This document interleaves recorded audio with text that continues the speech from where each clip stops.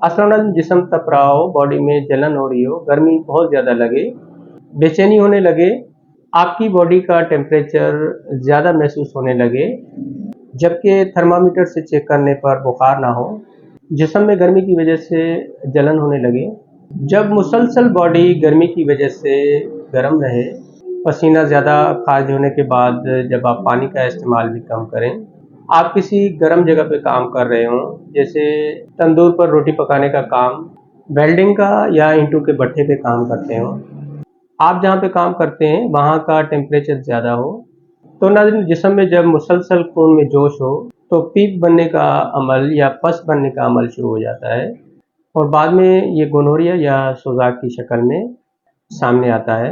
जब आप सोजाक का इलाज ना करवाएं, इसका मुस्तकिल इलाज ना कराएं, तो सोजाक के जरासीम या पस सेल्स आपके जिस्म में 10 से 15 साल तक भी रह सकते हैं।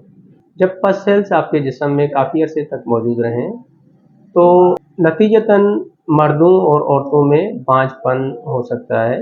ये पस सेल्स आपके बॉडी में 10-15 साल तक मुसलसल रहें, मर्दों के अंदर सेमन स्पर्म्स के एक्टिव मोटिलिटी को ये किल कर देते हैं और सेमन स्पर्म्स की क्वांटिटी बहुत ही कम रह जाती है। हाथों और पाँव में जलन होने लग जाती है। नाज़रीन ये आसान अल्फाज में जिगर की गर्मी है। जिगर में जब भी गर्मी होगी तो सुफरा ज़्यादा बनने लग जाती है, जो पस सेल्स बनने का सबब बनती है। नाज़रीन से निमटने का एक निहायत ही आसान हल बताऊंगा।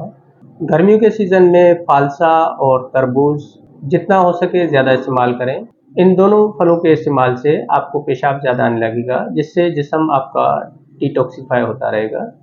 पानी का इस्तेमाल ज़्यादा से ज़्यादा करें, साफ़ सुथरा रहें। अगर ये दोनों फल दस्तयाब ना हो तो शरबत बजूरी या शिकंजबीन बजूरी सुबह शाम पानी में डाल के आप पिएँ। नाज़रीन अपनी फैमिली का ख्याल रखें। अल्लाह हाफ़िज़।